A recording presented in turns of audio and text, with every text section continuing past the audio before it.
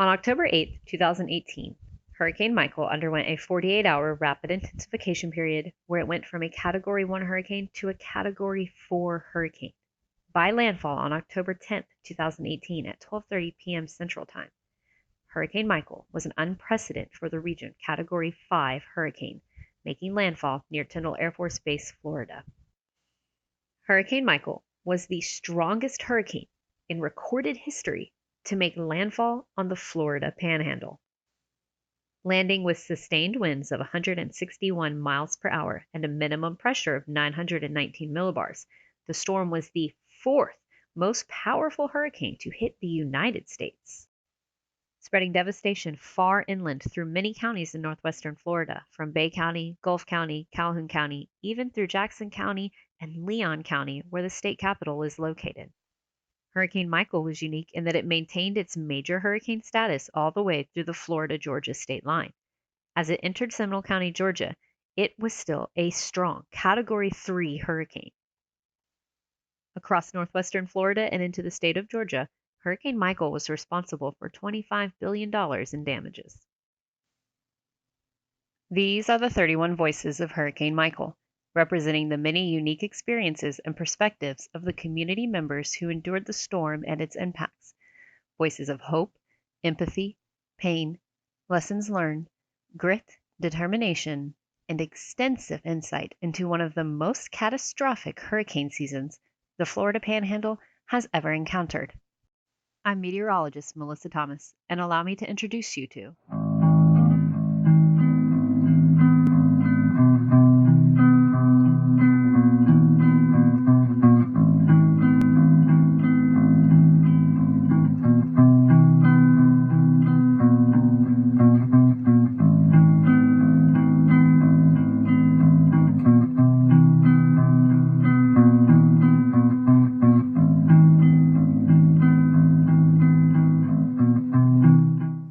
meteorologist Melissa Thomas here with another one of the voices of the project Hurricane Michael's Voice.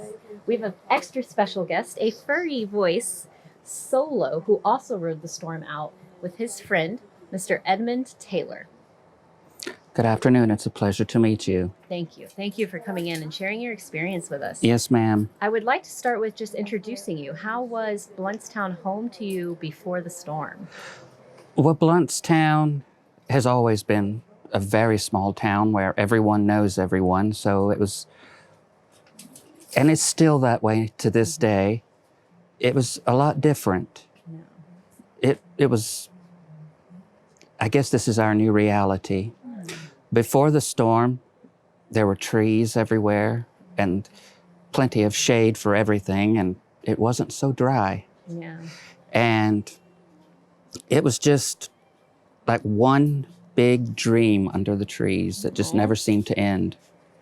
And I was volunteering here at Helping Hands, and no one thought when we went home that day that our lives were going to change. Now, Helping Hands, I want to pivot to that for just a moment and bring attention to the fact that we are doing the interview here at Helping Hands, the charity thrift store here in Blountstown. So if you hear any background noise, it's just the different community members coming in and lending support to this local thrift store. So yes, you were volunteering and you went home that day and you had no idea what was in the store. That Thursday, you know, I have a friend of mine, she says, oh, it's going to be just a little wind, just a little rain, and nothing's going to change. I guess we had become too complacent because it's been years since a really bad storm has hit here. Yeah, and even the bigger storms so far inland, they kind of weakened yeah. before they reached here. No one. But this one, it seemed to have Blountstown like right in the bullseye. Yeah. And I really still feel for those down in Mexico Beach as well. Mm-hmm. And the pioneer settlement's really suffering as well because they lost a bunch of their livestock and animals and almost all their trees. But now after Michael, it's just so different. It's just, so the recovery, we're coming up on the year anniversary. Yes. Landfall, October 10th, 2018. It's now 2019. Yes. About a month out. So you're saying throughout the year's recovery, things are much different. Yes, and there's still people with blue tarps on their roofs and still leaks, and there's still trees in some people's yards. And a year after the storm. A year after the storm. this community, if it hadn't been for the fact that everybody got together and lend a hand to each other, I believe it would still be far worse than it is now. Oh, yeah. But And I remember, people from just different places, I can't name them all, that came and volunteered and served food and helped us. And there was people from down in South Florida that I think they were still kind of recovering from a storm themselves, but they came up here to help us. yeah. And Isn't that amazing? it And is. it touches on something I'm actually experiencing right now with the project. I wanted to do this project for community members in different cities that might face this kind of devastation, so they could hear our voices, hear your voice and your experience, and not feel so alone and have something to identify with. But little did I know that Hurricane Dorian would blow over the Bahamas within a year. Oh, I Hurricane know. Michael, and now we're doing this project while they're just starting their journey And of recovery. when I heard that this other storm had the possibility of hitting there, I was like, Lord God, they've already suffered. Yeah. When is enough enough? Yeah. So, I mean, this project already is just is so much more important to get It your voice is. out there so that And people don't feel so. there's still people missing in the Bahamas. Yeah. And I remember this post on Facebook. All of my friends throughout all of the, United States and all of Europe and everywhere, they were waiting to see who would mark themselves safe during the storm. Yeah. And then when people marked themselves safe, there was a whole flood of, we're so glad that you made it. Yeah. And you're talking about On Facebook. in the Bahamas or with Hurricane Everywhere. Michael? Everywhere. Yeah. And now there's a post on Facebook where people in the Bahamas are able to mark themselves safe. Yeah. And it's sad because there's still people that's putting posts, have you seen my family? Have you seen this one? And I was thinking, we got off lucky. It was devastation beyond compare, but we got off lucky that we don't have to ask, have you seen? Yeah. And I believe there's still, over 1,000 people missing? I'm not sure directly of the specifics in the Bahamas, but I do know locally with Hurricane Michael, there was quite a few in the Mexico Beach area, Yes. right out the gate. And then, so as far as our recovery and throughout the year that you've experienced, now, were you continuing to work with the thrift store post Hurricane Michael recovery, or how is your I'm year doing been? my best, but I've sort of branched out into my own lawn service or yard Awesome. cleaning, and Lots of work to do there. it's a never ending. Yeah. And right now it's just so dry. Yeah. I was pulling weeds in Miss Lillian's yard and it was just like powder. Yeah, we have had a dry spell recently here. It's Very. September 17th at the time of this recording. This Very. interview, so. Now I can tell you something that I find about Mexico Beach that's funny. What's that? About 9 days before Hurricane Michael, I went down to Mexico Beach and walked out on the pier and took pictures. I turned around and took pictures of Mexico Beach. Interesting. So you have a before and after. And I have a before and after of what Blountstown looked like as well. When we were sitting in my friend Miss Laurie's house. And that's where you sheltered from the Right. storm. She and her daughter and I sat there and watched every tree in the neighborhood fall. And they were like dominoes right one behind by the one. other. And Mr. and Miss Finley, that's brother and sisters that lived across the street from us, were trapped in their home for 2 days because of all the trees in the yard blocking the No driveway. one could get to them. No They one couldn't could- get out. No, and sadly he passed about a week after the storm. Oh no, I'm sorry to hear that.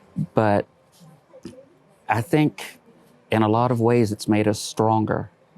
Grandma always used to say, what doesn't kill one makes them stronger. Yes, yes. My favorite one I've heard recently as well is grow through what you go through.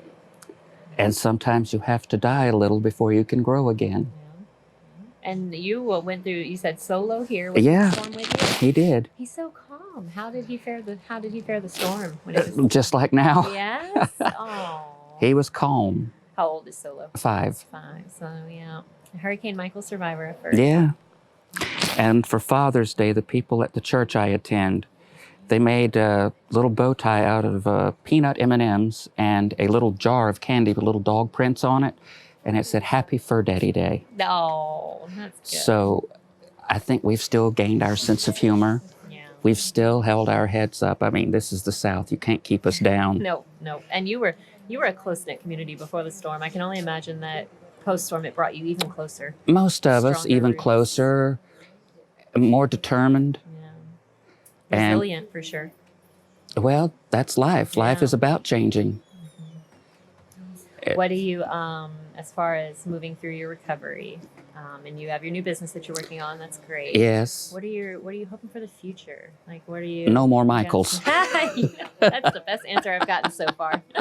No more Michaels. I love it. Well, I really appreciate you coming out and sharing a little bit with us today. Well, thank you. Yeah. And I'm glad that I was able to. Thank you. And I'm glad he is too. He goes with me to most of my yards. I love it. Yeah. He's one thing that keeps me calm. Yeah. And I raised him from a little pup. So you're best friends. Oh, yes. Yeah. It's like he's my child, sort of. It's interesting how pets sometimes become just as close as family and sometimes closer. Yes, I agree with that. 100%. Yes. Yeah. And he's more well-behaved than most children. Agree with you there. Well, Mr. Taylor, thank you so much for coming out and thank you. Sharing your experience. It has been a with us pleasure today. to meet you. And we get to meet Little Solo. Yes. Thank you. I hope that your recovery continues as best as possible. It will. Yeah. And with God's help, we all will recover. So you have a very pleasant afternoon. You as well.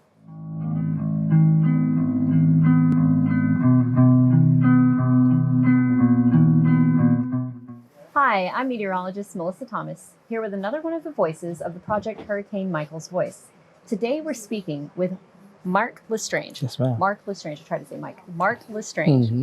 And he brings a very unique perspective to the project today in that he had just recently moved to Blountstown in Calhoun County just prior to the storm's landfall on October 10th, 2018. Yes, ma'am. So let's lead with that. Let's get to know you a little bit. Tell us How a you little bit doing? how that move went, how Blountstown was home to you before the storm. Yes, we moved up here from Gainesville prior to a job promotion, and we probably was up here maybe a week and a half to 2 weeks. 2 weeks before they actually came to my job, and I couldn't even go back home because they were evacuating Blountstown into the shelter. So. Yep.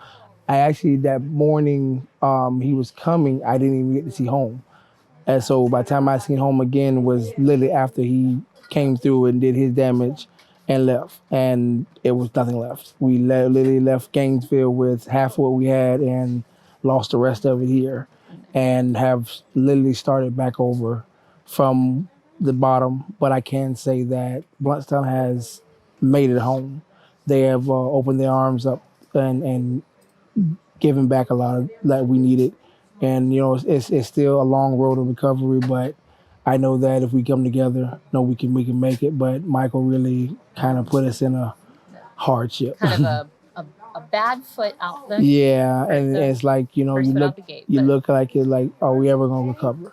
You know, even though it's not going to be the same, are we ever going to actually come back to where we left from? Now, being a new resident to a town prior to devastation of this scale, to a community you've just moved to, I mean, this is a very unique perspective to bring to the project. You are not familiar with the area, your resources that you can go to. How did you navigate that in learning how to help yourself in a new community? Well, when I mentioned earlier, the people, they opened their arms to me. Yeah. I can truly say that I've been many places, but coming here, they actually do not look at you as your outer appearance. They actually try to help you and give you the benefit of the doubt. No. And for me, they literally helped me and guided me to get back on my feet. And they weren't, over pushing or they weren't down bearing looking. They actually were genuine, lifting you up. Yeah, positive people. Without looking down their nose. And it's hard. Sometimes when you go through devastation, it's hard to find people like that because people going through their depressions, they're going through their own. So to be able to have people to help me out through their time of need really was something that's special to me. That is something I kind of want to pivot to for a moment. I think that's a great thing that you bring, you shine a light on, Yes, is ma'am. that the helpers. Yes. The helpers themselves are struggling through. Yes, they're they struggling are. through, Yes. and that's something we forget about when we need assistance Yes, from ma'am. various Yes, sources. ma'am. These same people are I see, going through it with us. and sometimes I do think we do take them for granted, and I do think that it's suitable to show more appreciation because they do so much even in their time of need. And so to give back to them, I believe will be a blessing into some workers' life that let them know that their work is not in vain. Not at all. And, Yes, and while some of us may take that for granted, you Yes, obviously ma'am. don't. No. And that is unique. And I'm glad you brought it to the project. Yeah, I've like I say, a long road. I've traveled a long road through this life, but you know, coming here and actually for the first time, you know, coming out of the city life and seeing that there's more positive people out there. It's not just all corruption or people just not caring about each other. You know, that really step for me to be able to show my family, hey, there's still good people out there. It's not always, the world is not all the way bad. It's some good still here. Now, have you been through a storm like this? Being in Gainesville, you were in the path of a few storms over the years. I'm originally from Miami, Florida. So I've gone through Katrina and Francis. Yeah, so I know, like I said, but this one, Michael, he kind of made me nervous. Took everybody. Yeah, he made me nervous. I've gone through, you know, Katrina and Andrew and all of Francis. They were okay, but Michael, he actually made me nervous. I really got kind of nervous about him because he was unpredictable what he was going to do and how he was going to do it. The rapid intensification. You go from monitoring what you see as a 2 or a 3, and then being closed in a shelter with other panicking people. It's like, your nerves get racked. So it's like now you said the shelter ended up having to close. It closed the doors once he came in. It closed all the doors. They literally made officers go and get anybody that was left in town and bring them and forced them. Okay, forced them. He had forced them out of their homes into the shelter. But once they knew where he was landing, they literally shut the gates and everybody buckled down in there. The power went out. Backup generators came on, and we were there for a week and a half, 2 weeks before we could even leave the premises. So of the shelter? Yeah, because the debris was so bad. There was. I mean, you couldn't even barely drive or walk. So that is not something I've heard yet either. Yeah, we've been there for a while. You lived in the shelter for a week post landfall. And there's other people that actually lived there that lived in the shelter longer. Oh, wow. To where they'll go to another one and come back. And it took a period, I think, a couple of them period, like almost a month and a half, that they actually lived and then for some of them, that was like needed because of the massive damage to their homes. Some of them didn't have homes to go home to. And, you know, like I said, I thank God for the Red Cross and the people that came because it was a blessing. And like I say, you know, I just want to see us be able to come back and actually make Blountstown a better town. Well, from where I think with community members such as yourself, yes, ma'am, we're going to be in good hands. Thank you so much for taking the time to speak at the interview today. Yes, ma'am. Thank you.